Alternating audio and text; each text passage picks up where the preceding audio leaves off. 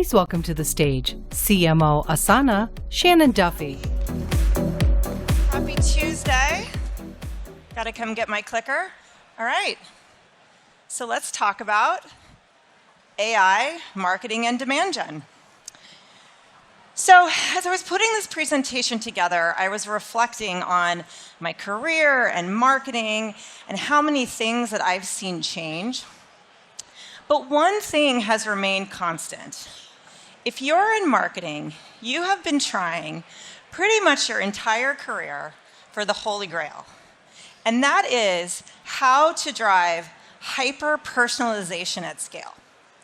Now, as marketers, we have been talking about this for years, if not decades. And there's a lot of technologies will say that we can do this, and we can do some of it.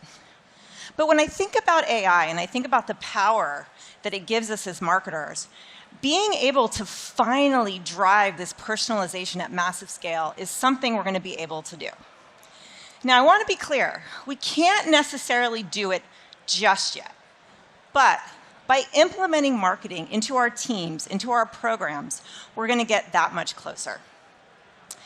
Now, the thing about AI is it's driving productivity, it's driving all these great gains. But how many times have you gotten something a little weird from AI? And you're probably like, I would like to know what that weird thing is behind you, Shannon. Well, don't worry, I will tell you. So I'm a huge Britney Spears fan. And so every month when I do my all hands call, I have like a little Easter egg of Britney Spears in there somewhere. Again, I think I'm very funny. And about 6 months ago, I said, you know what I'm going to do? I'm going to have a picture of Britney Spears. I'm going to use AI, and Britney Spears is going to thank the marketing team. So off I go to one of the LLMs, and this is what I got, right? And I love this because I think it tells a really good story, that AI is getting us there, but there's still some wonky things that we need to work out. And we're seeing this in the way our marketers and our marketing teams are thinking about AI and what it means. Now, at Asana, we are very passionate about work. Asana is all about making work easier, making work effortless, and we study the way people work. We study the way knowledge workers interact with tasks and tools and projects. And we've been studying the way marketers think about AI. And here's what we've seen. We've seen that 38% of marketers are skeptical about using AI. They're skeptical because they don't want to build a janky Britney Spears and send it off to their boss, right? That could be really scary. And we're seeing that 19% of marketers worry that people at work will trust them less. And 27% are worried that their teammates, their colleagues, their boss might think they're lazy. Now, this is really important because if people are worried about using AI, they're already worried that AI might take their job away, and now they're worried that the perception that AI means that they're not fully committed to what they're doing. Now, here's the thing. AI is going to make people more productive. What it is going to do is transform small teams, individual contributors, small organization into powerhouses. It is going to completely level the playing field. But in order to do this, we have to start using it now, and we have to start think of the technology transformation and the leadership and the cultural transformation we have to drive into our teams. So there are three main ways that we think about changing the way marketing teams, revenue organizations, demand gen organizations think about AI. The first is to start small. If you go to your team and say, I want you to run product launches end-to-end with AI, you will fail. Now, I'm going to talk about product launches in a little bit because there are ways to start doing things small to get to that ultimate product launch in AI, but we'll talk about that a little bit later. Second, this is probably the greatest leadership challenge we will have in our careers. And the way we get people to use AI is we inspire, we don't mandate. And last, and just as importantly, find those superconductors in your organization. They are there. They might not be where you think they're going to be, but how do you find these voices, elevate them, and make them those superconnectors for your company? Now, what do I mean when I say start small at first? Well, again, at Asana, we talk about work and think about work all the time. And it doesn't matter what project or program or initiative that you're going to drive. There are 4 key parts of any workflow or any project. That's intake, planning, execution, and reporting. Think of this. Next time you have to do a big project. If you think about it, all of the work can be put in one of these buckets. So intake, that is how you get all the requests. How do you sort them in the right places and make sense of what you have to do? Planning, how do you assign deadlines, resources, deliverables to certain dates? Execution, actually doing the work, writing the content, writing the brief, creating the creative, and of course, reporting. Now, I like to tell people is when you're thinking about getting started with AI for these marketing programs, think about the manual, repetitive tasks at each of these stages. They exist at each and every one of them. In particular, there's a lot in planning and execution, but really, when you're thinking about how do we start small and move big with AI, you can find them at every part of this process. The second, how do you inspire and not mandate? Now, I want to be clear, AI will disrupt work. It will transform jobs, and it will probably take certain jobs away. But the way that people can lean into this and truly revolutionize and change their careers are even greater. And I know from past experience, it's really, really hard to drive cultural transformations through fear. Think of your own career. Think of times where you've been in a situation where you have been motivated by fear. You probably can't think of a lot. So it's all about inspiring. So 2 things that we're doing in my marketing team. First, we've transformed the promotion guidelines. So if you think when you're looking at how you promote people, there's usually like a set of things, a rubric, 4 or 5 things that person would have to accomplish, behaviors they would have had to demonstrate. We've added, how have you scaled yourself, your team, or the organization with AI? So again, this is much more inspirational than a mandate. This is giving people the authority and the innovation to come up with ways that they can scale themselves. Second, when we talk about career development, I have career conversations probably every week with people across the organization. And the conversation I have is, how are you leaning into AI? Because this will make you more marketable.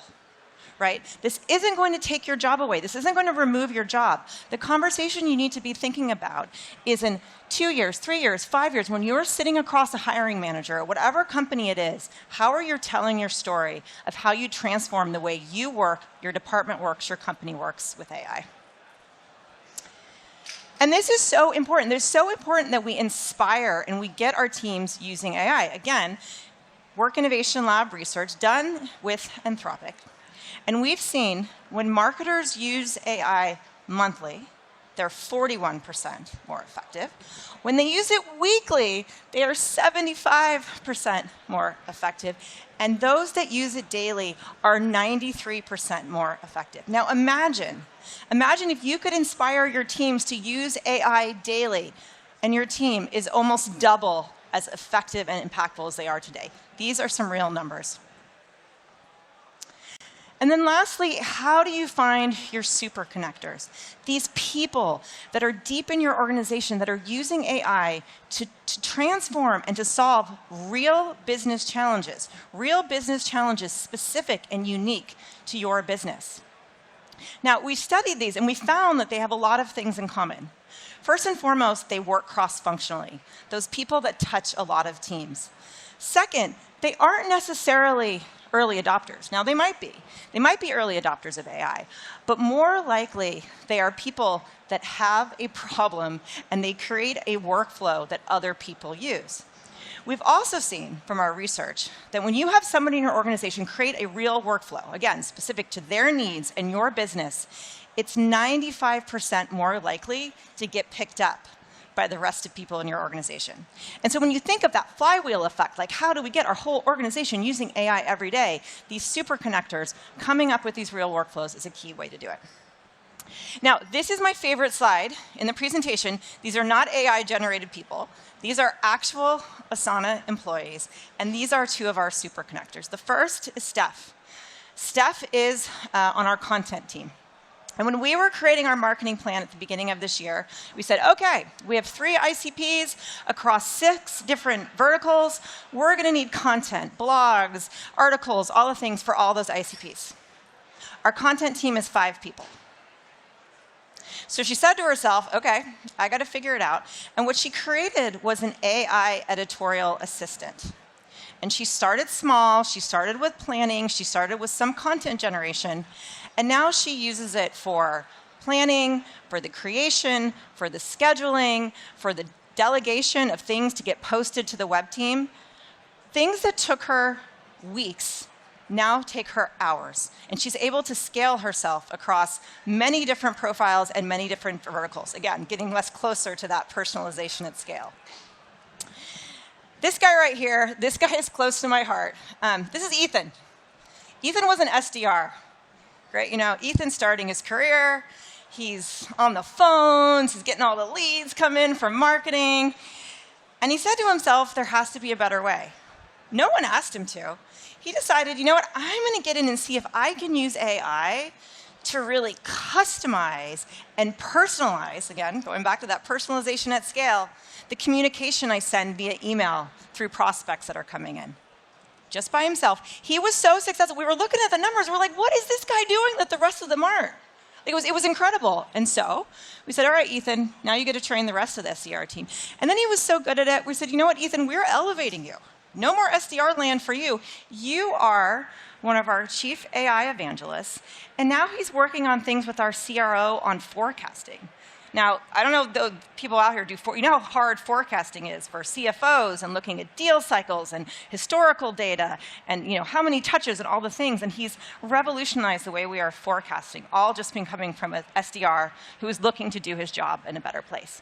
And I guarantee you, these people, they're in your organization. You have to find them. You have to celebrate them. You have to give them a platform so they can spread this knowledge internally. All right, now I want to talk about 5 real examples of ways that you can use AI to transform your marketing, transform the way you drive revenue and demand. Now, I want to be clear. For each of these, they're designed to start small. All of the work is in those 4 stages of work: intake, planning, execution, and reporting.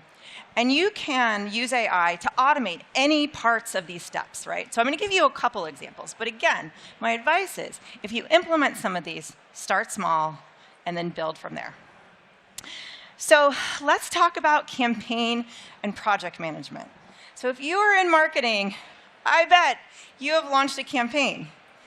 And if you've launched a campaign, expect that you have done hours in meetings talking about said campaign. In fact, I bet you've probably talked more about the campaign than you actually have done planning and execution. Right? It can be a hard process, a lot of manual task tracking, a lot of hours spent aligning, realigning, and don't even get me started on analysis and reporting. How many of you have launched a campaign and then 2 hours later, somebody, probably with the title CEO, is like, hey, how many leads? How many leads came in, right? That can be painful. It can be time-consuming. And now with AI, you can automate so much of that. You can use AI to kickstart your plans. You can take your historical data from campaigns that you've done in the past, the campaigns that worked, and even the campaigns that didn't, and you can explain to AI, I want you to plan based off of the good and the bad. Give me a plan for this new campaign. It can definitely help you with drafting and tailoring content. Again, personalization at scale. How do we draft multiple types of content, not just one size fits all? How do we help with the timelines and deliverables? And how can AI automatically, the second that first lead comes in, send you an update letting you know that the campaign is being effective? Now, a company that's doing amazing things with this is Accor. Now, Accor they're based in Europe. They're a global hotel conglomerate. They have brands like Sofitel. I think they have like 45 brands. And they have 7,000 employees. And they are constantly launching campaigns to get people into their hotels across the world in multiple languages. And they are using AI to transform the way they do this, so much so that they have 50% less meetings. No more of that talking. the AI information can get rid of all that talking when people are sitting in a room or sitting on a Zoom call trying to decide what to do. 50% less meetings and 96% increase in team efficiency. All right, let's talk about creative intake and production. Now, again, AI is disrupting anything. I predict AI is really, really going to disrupt the way we produce creative assets. And if you don't believe me, I want you to go and Google the latest commercial from Porsche. Has anyone seen that, the latest Porsche commercial? Okay, a few people. You have to see this. They did a commercial that looks like a movie, completely done in AI. Completely done in AI. But they didn't stop there. They also did a behind the scenes that looks like, a director talking about his vision, interviewing the actors, all in AI. There are no people. There are no sets. There was no filming. It was all done in AI. It's absolutely amazing, so please go and watch it. Now, that's a great vision, but the way we do creative today is really time intensive. And I love my head of creative. Hopefully he loves me. But I can't tell you how many times I've given him feedback on something, and he says to me, these words are burned into my brain, was it in the brief? And if any of you worked in a brief process with creatives, you know how time intensive that is. If it's not in the brief, it doesn't get done, right? And then there's the tracking of where things are, the version control, and of course, all the time it takes to actually build those assets. Well, now with AI, the old ways of the brief, it's totally gone. And what I mean by that is someone fills out a brief, you can have AI check that against briefs that were good and briefs that were bad. And it can flag to you, and it can flag to humans. Again, we want humans and AI working together. It can say, like, not this isn't filled out, like somebody left the field blank. Like, that's not particularly impactful. What it can tell you is this is not clear enough. If you send this to the creative team the way you have it phrased, they are not going to be able to execute. Would you rather say it like this, or did you mean that? This is a huge time saver for creative teams, especially creative teams working with non-creatives. So AI can flag blockers, it can automate quality. One thing that we have done is we've created an AI teammate that has all of our brand guidelines. So it's our brand guidelines, it has our tone. I remember our CEO asked me a few months ago, he's like, how do you guys quality control your creative assets? And I'm like, someone looks at it and says it's good. Yeah, I bet you do that too, right? I know I'm not the only one. And so now we are able to have AI check it against the brand guidelines, check it against the tone. It saves us so much time, and more importantly, it helps us drive that brand consistency that we're looking for. So a company that's doing amazing things is Clear Channel. So if you've seen a billboard, if you were driving here today and you saw a billboard, it was probably a Clear Channel billboard. Now, Clear Channel, again, a global company, they had to manage all their creative requests for billboards. They all come into one small team. And what they were able to do is use AI to triage. They were able to use AI to show if they had creative that already looked like that, sounded like that, stuff that they could reuse. And more importantly, they could get it to the right team in real time because the AI is not sleeping, right? So again, this global 24/7, these creative requests are coming in, being triaged, getting the work halfway done. And as a result, again, less meetings, we all love that. And they save 15 hours per work request. Every single request they get for a new billboard now takes them 15 hours less. Imagine that at scale across a multi-thousand person organization. All right, customer insights and UX research. So customer research has always been a very time-consuming thing, right? You got to find the customers, you have to talk to the customers, you have to look at what comes out of what the customers are saying, and then you have to go through and pull out the insights, get the stuff to the right place, and hopefully someone understands it, and more importantly, hoping someone in the organization, the product team, the marketing team, they do something with it, right? Very, very time-consuming, very, very important, but time-consuming. Well, I'm going to use Asana as a case study here for a second, because we've transformed the way we're doing customer research with AI. So what we've been able to do is we have fed our AI teammate with all of our customer data, all of our customer calls, all of our cab notes, and all of this is unstructured. We just put it in there. We don't format it. We just put it in there. And what we're able to do now we can generate research plans easier, we can get insights, all the things. But what's really cool is we've created an AI teammate that anyone can query in real time. Okay, why is that important? Well, think of a product team. Think of a product team that's iterating fast, especially with AI, and they're trying to do something, and they want customer research. They don't have to wait now until all of this stuff is ingested and the report comes out. They can ask it for insights in real time based off of all the customer conversations, all the customer research we have had. Like, that is game-changing, and it's helped us move so much faster. And you can see right here, like, we do 83% less time of sort of analyzing those interviews.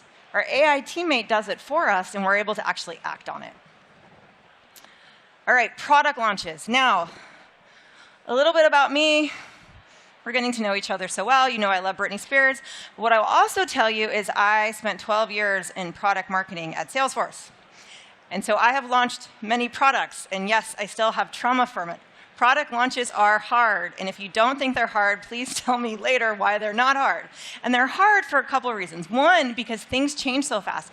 But two, they are so cross-functional, and they're so dependent. If some feature is going to slip or it's not going to go when you think it's going to go, there's so much dependencies, and there's so many people that have to be in the loop in real time on what's happening. How is the product being priced? When is it GA? What are the customer references? There are so many pieces.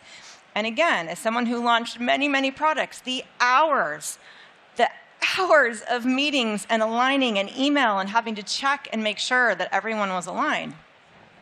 Well, again, AI has changed this.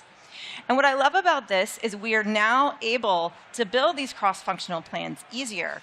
But what's most important is the AI can call out the blockers. It can call out the dependencies. It can clearly state, you cannot market this feature until you get confirmation that XYZ has shipped. Again, it sounds simple, but in the old way of working, and it costs a big global company, it becomes even more complicated. A great example of this is Toast. Toast is completely revolutionizing their product launches. They've been able to see an 80% better teamwork by having these plans, these product launches that are built by past data that's worked and what they want to do, marry these together, everyone's more efficient. Okay, last, marketing ops. Now, I love marketing ops because I'm definitely more of a creative. And so marketing ops, they are my right-hand people. They are the gas in the tank. They are the oil in the engine. Whatever weird analogy you want to give, is they help marketing organizations run. And they have a really hard job because we often look at them to tell us if our marketing is being impactful. And this data lives everywhere. They have to use all these different tools. And it's really, really hard for them to be effective.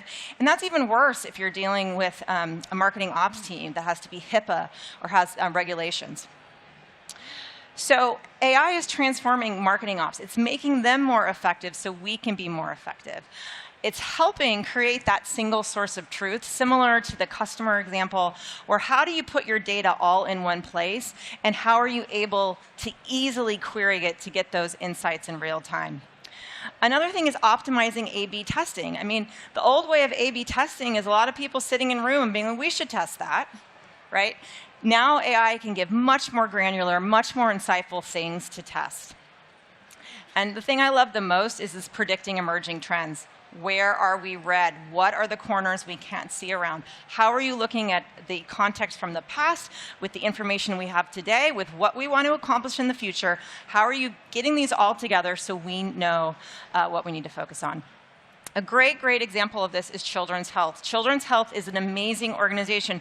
They are based in the Southeast. They are children's health and wellness, and they have to be HIPAA compliant. And they have data, not just about their marketing campaigns, but they have data about their patients all over the place. And for them to be efficient isn't just a nice to have, it's literally a matter of life or death for the patients that they treat. And what they've been able to do is create this single source of truth so people aren't focusing on duplicative work. They know what's happening. They have a complete sort of single source of truth of everything that's going on. And they are saving days, and their team is happier. All right, I went through that really fast. I hope I showed you there are 5 ways you can start using AI today. Break these off into pieces. This is all meant to be food for thought. And let's make sure we have no more janky Britneys, and we have AI that's driving demand for our marketing teams. Thank you.